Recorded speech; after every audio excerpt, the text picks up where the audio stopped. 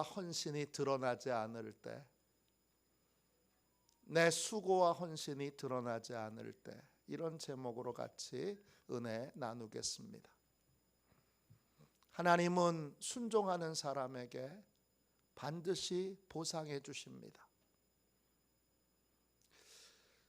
이 아주 간단하고 단순한 믿음을 신앙생활을 오래 해도 30년, 40년을 해도 이 믿음을 갖지 못하는 분이 있습니다.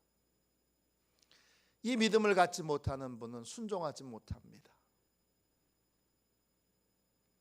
이 믿음을 갖지 못한 분은 헌신하지 못합니다. 농사하고 똑같습니다. 제 친구 목사님 중에 저희 같이 영성 프로그램을 여러 번 같이 했는데, 함께하는 프로그램 중에 새 이름 받는 프로그램이 있어요. 제 친구 목사 중에 착한 농부라는 새 이름을 받은 분이 있어요.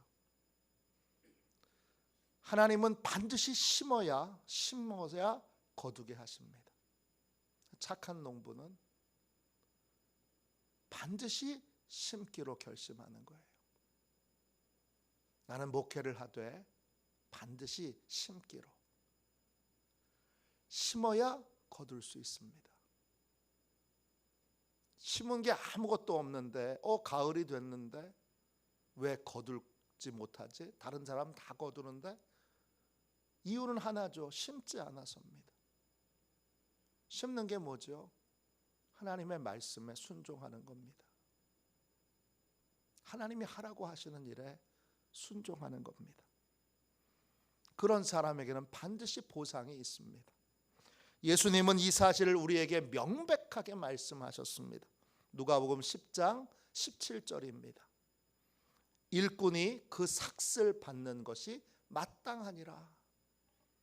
하나님이 공짜로 거저 절대 일을 시키지 않으시고, 하나님은 일을 시키셨으면 반드시 풍성한 삭을 주신다는 것입니다.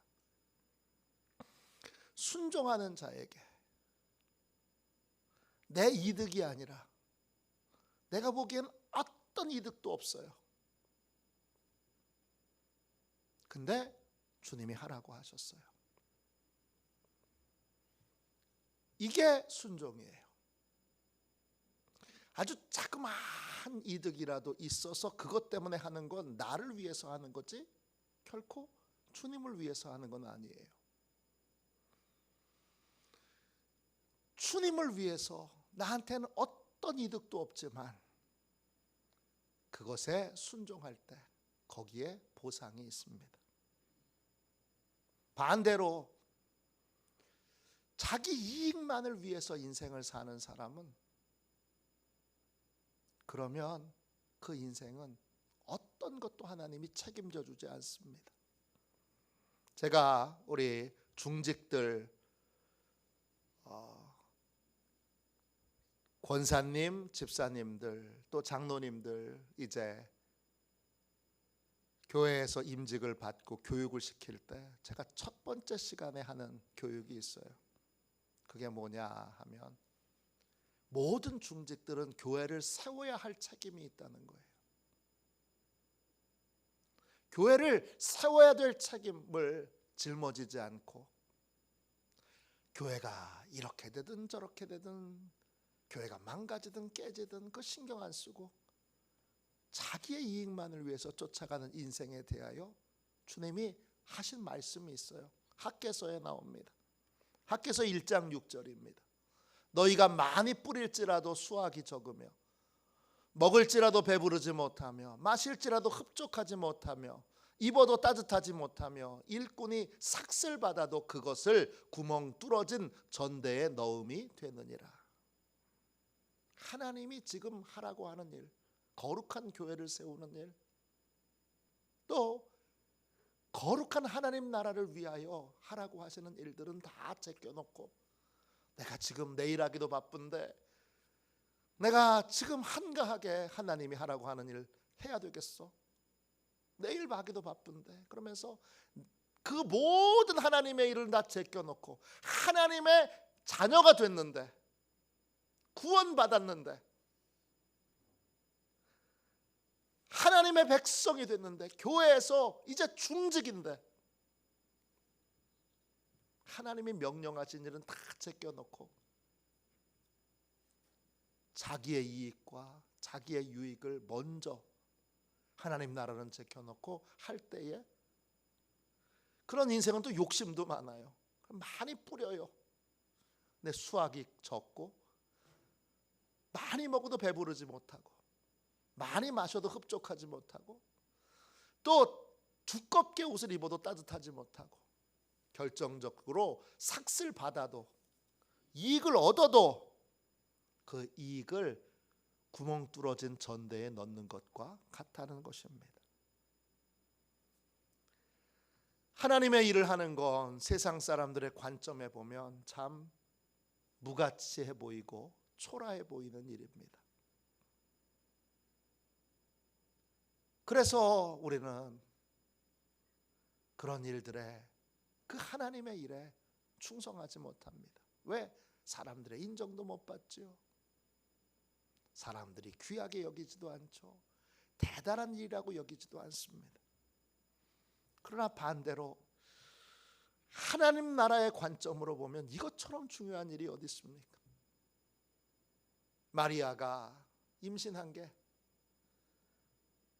세상의 관점으로 보면 정말 아무것도 아니고 도리어 부끄러운 일처럼 보여지는데, 그 일이 하나님 나라에서는 가장 중요한 일 중에 하나입니다.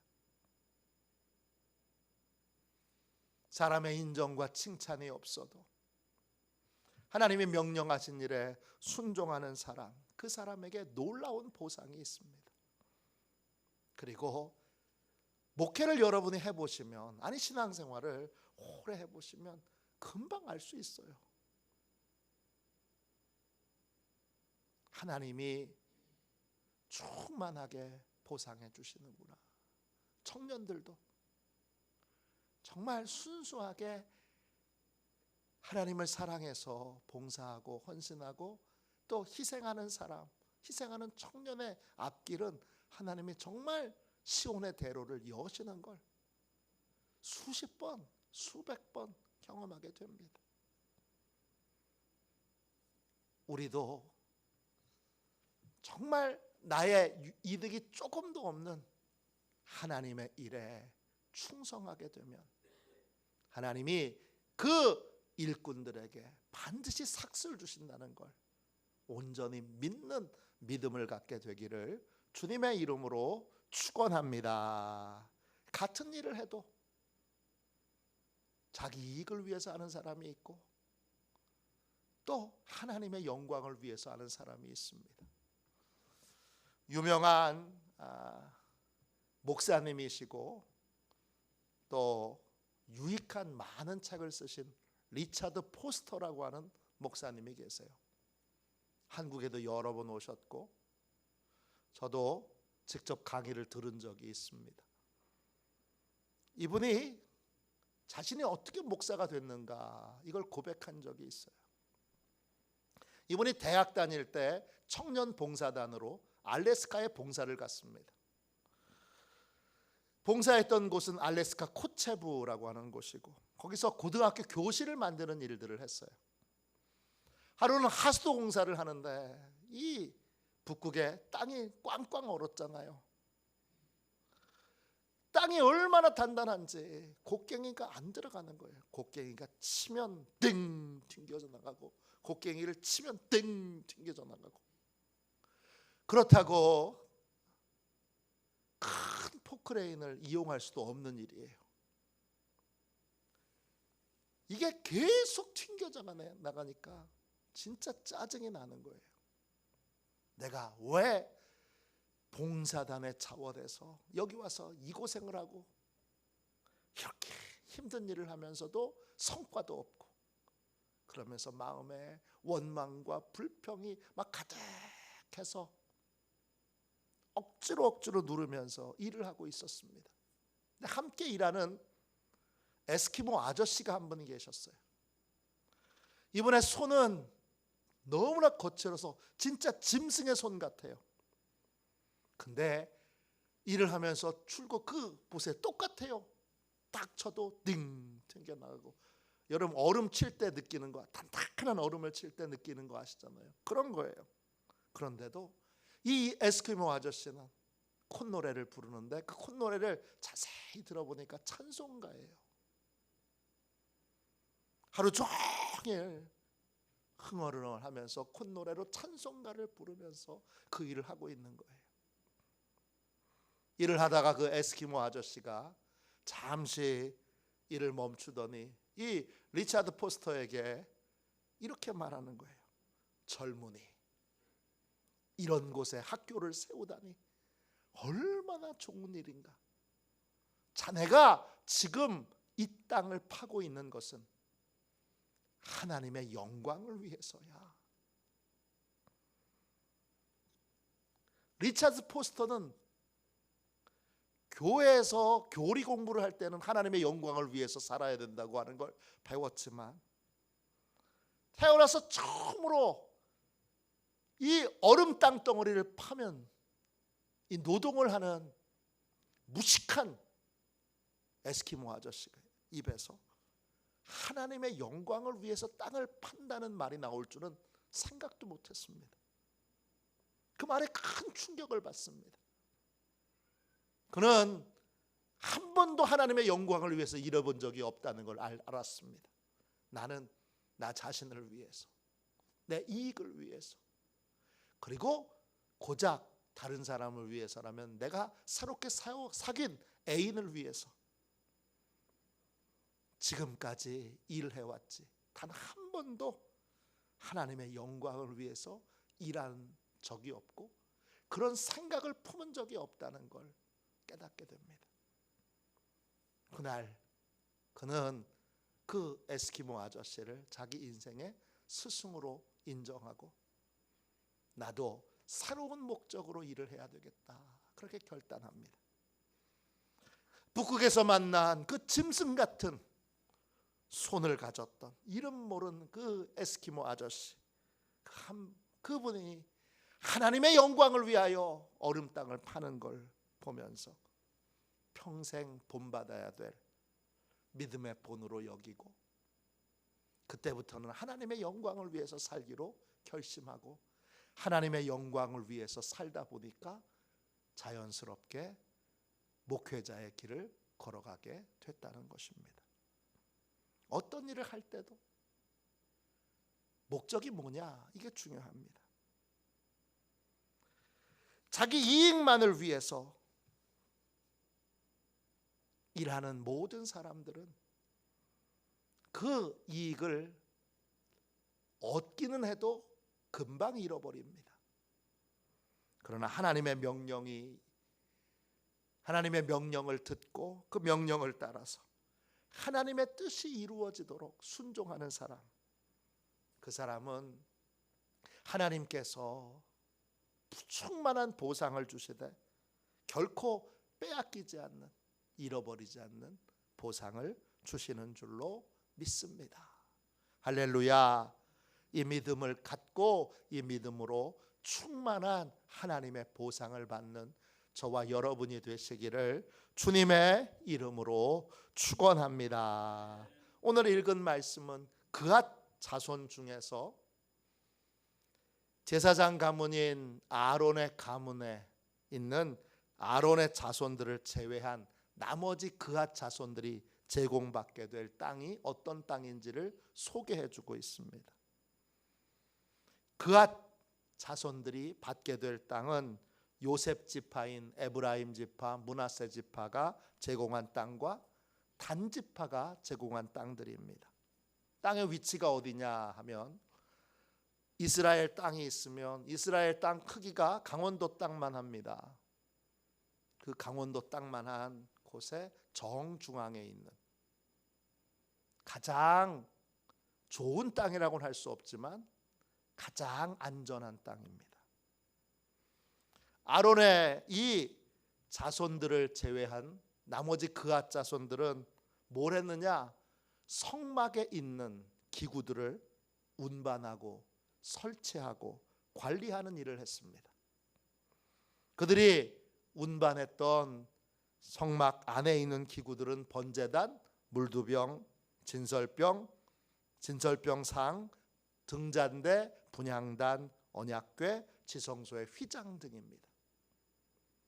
이걸 이스라엘 백성들이 이제 출애굽해서 광야에 행진을 할 때 이걸 다 들고 짊어지고 조용히 옮기는 겁니다.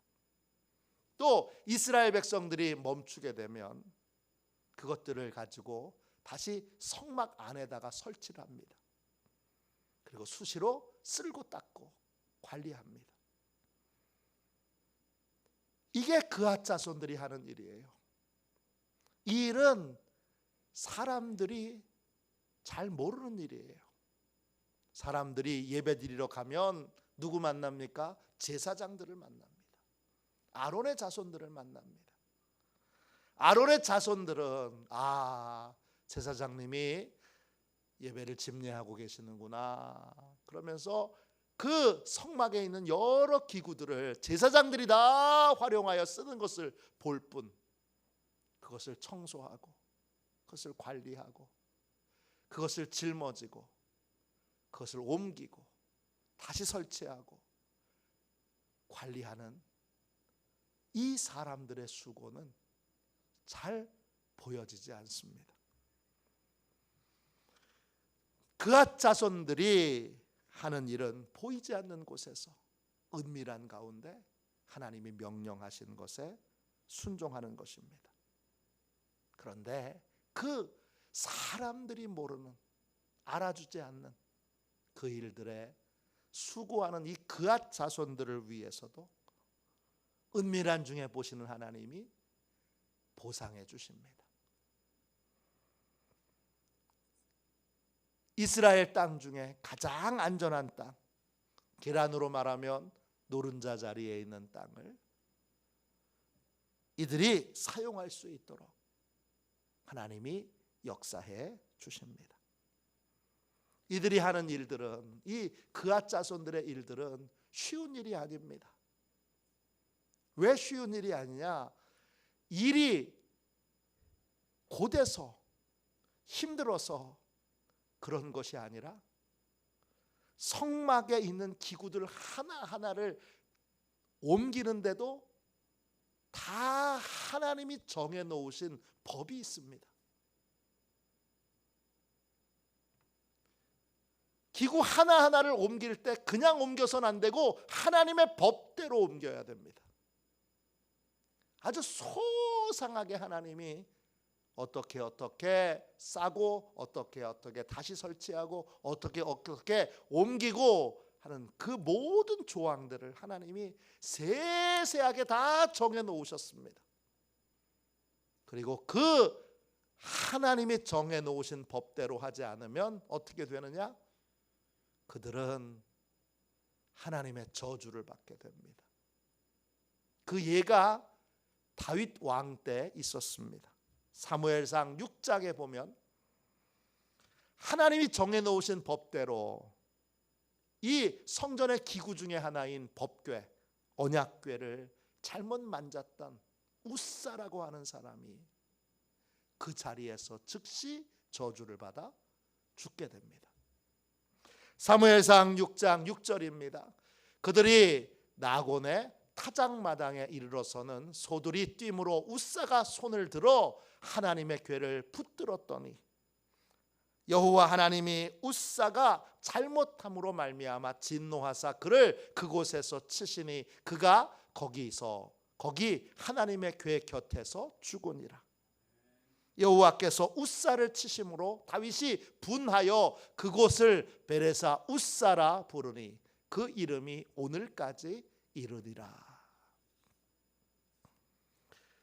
이스라엘 전체의 왕이 된 다윗은 예루살렘으로 하나님의 법궤를 옮겨오기를 원해서 소를 보내고 또 수레를 보내서 소가 끄는 수레에 법궤를 싣고 그 법궤를 예루살렘으로 오게 합니다. 그런데 길에서 오는 도중에 나곤의 타작마당에 이르러서 소가 갑자기 놀래서 펄쩍 뜁니다. 그러니까 이 우사가 하나님의 법궤가 수레에서 떨어질지도 모른다는 급한 생각에 그 법궤를 만집니다. 법궤를 보호하기 위해 만진 겁니다. 그런데 그 자리에서 즉사합니다. 왜냐? 하나님이 정해놓으신 이 법궤를 옮기는 방법이 있습니다. 그 방법대로 안 했기 때문에 죽게 된 것입니다. 다윗은 그걸 보고 큰 충격을 받습니다. 그리고 이름을 베레사 우사라고 부릅니다. 베레스 우사. 베레스는 불법이라는 뜻입니다. 우사는 사람 이름이죠. 우사가 저지른 불법, 이게 베레스 우사입니다.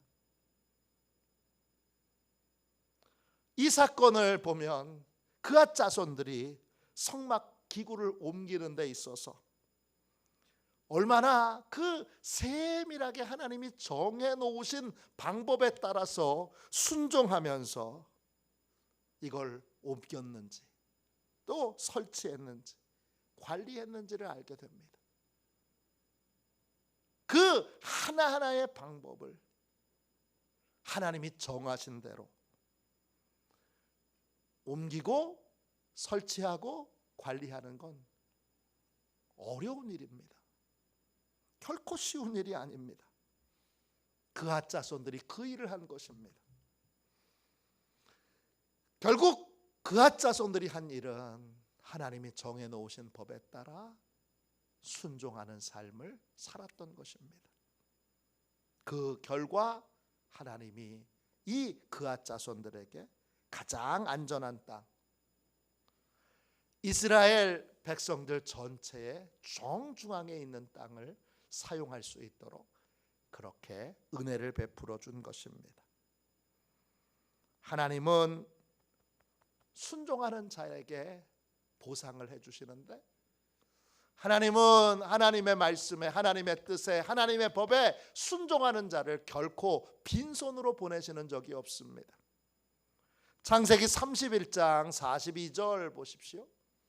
우리 아버지의 하나님 아브라함의 하나님 곧 이삭이 경외하는 이가 나와 함께 계시지 아니하셨더라면 외삼촌께서 이제 나를 빈손으로 돌려보내셨으리라마는 하나님이 내 고난과 내 손의 수고를 보시고 어젯밤에 외삼촌을 책망하셨나이다. 하나님을 경외하며 라반의 집에서 하나님과 동행하는 삶을 살았던 이 야곱을 하나님은 라반의 집에서 빈손으로 나오게 하지 않으셨습니다. 라반은 빈손으로 내보내려고 했어요. 그런데 하나님이 막으셨고 충만한 복을 주셨고, 그리고 라반이 그 야곱의 재산을 빼앗지 못하도록 보호해 주셨습니다. 하나님은 하나님께 순종하는 사람을 결코 어떤 상황에도 빈손으로 내보내지 않으십니다. 출애굽할 때도 마찬가지입니다. 출애굽기 3장 21절입니다. 내가 애굽 사람으로 이 백성에게 은혜를 입히게 할지라 너희가 나갈 때에 빈손으로 가지 아니하리니. 애굽에서 충노동에 강제 노역에 시달렸는데 하나님은 하나님의 권능으로 이스라엘 백성들을 출애굽시키면서 빈손으로 가게 하지 않으셨어요. 애굽 사람들에게 공포심을 주어서 이스라엘 백성들이 요구하는 대로 진귀하고 값진 걸 다 받아서 가지고 나가게 하셨어요. 하나님은 하나님께 순종하는 사람을 결코 빈손으로 보내지 않으십니다. 그앗 자손에게 이스라엘 백성들이 받은 땅 중에 정중앙에 있는 가장 귀한 땅, 노른자 땅을 받게 하십니다.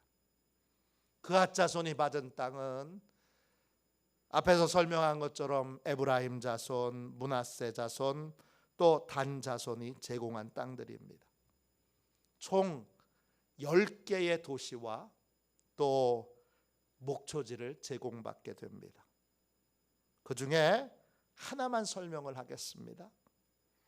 여러분, 단지파가 제공한 도시와 므낫세 지파가 제공한 도시 중에 이름이 같은 곳이 있습니다.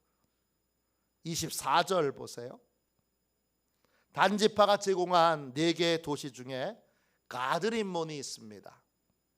아얄론과 그 목초지와 가드림몬과 그 목초지이니 4성읍이요. 단지파가 4도시와 목초지를 제공했는데 그 중에 하나가 가드림몬입니다. 그런데 그 가드림몬이라는 도시가 므낫세 지파가 제공한 도시에도 나옵니다. 므낫세 지파는 2개의 도시를 제공하는데 그 중에 하나가 가드림몬입니다.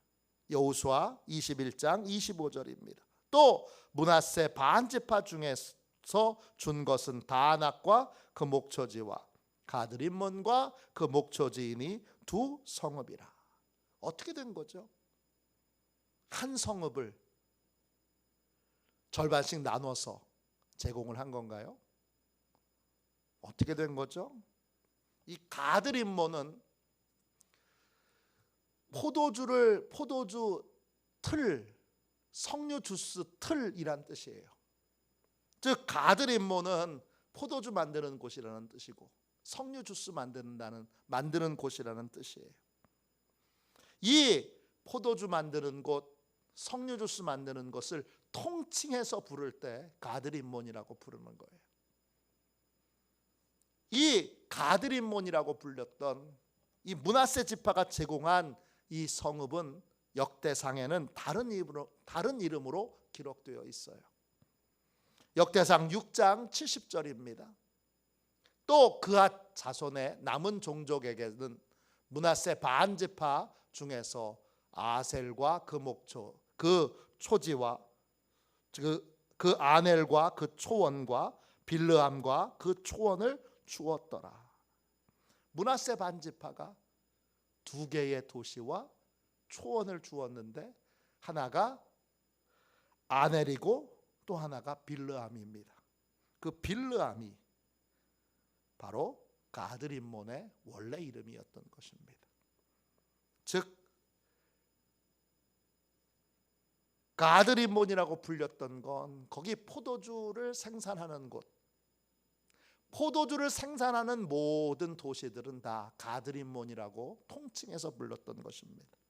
석류 주스를 만드는 곳도 가드림몬이라고 그렇게 통칭해서 불렀던 것이고 실제 이름은 빌르함이었던 것입니다. 하나님은 오늘 우리들에게 분명하게 말씀하십니다. 하나님께 순종하는 자에게 하나님은 반드시 풍성한 은혜와 복으로 보상하십니다. 믿음이 약한 사람은 이 사실을 믿지 못하고 여전히 이게 나한테 이득이 될까 손해가 될까 이것만을 계산합니다.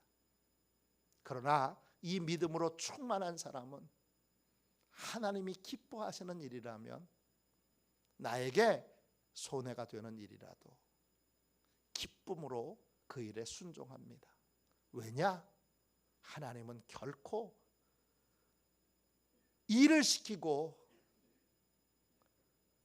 그냥 돌려보내는 적이 없고 빈손으로 돌려보낸 적이 없고 반드시 충만하게 보상을 해주시기 때문입니다. 내가 어떤 이득도 없이 그저 온전히 하나님이 기뻐하시는 일이기 때문에 순종하게 될 때 그때 하나님의 큰 은혜와 은혜의 보상이 우리의 삶에 있습니다. 이 믿음으로 삶을 살 때 우리의 삶에 진정한 복이 임하게 되는 것입니다.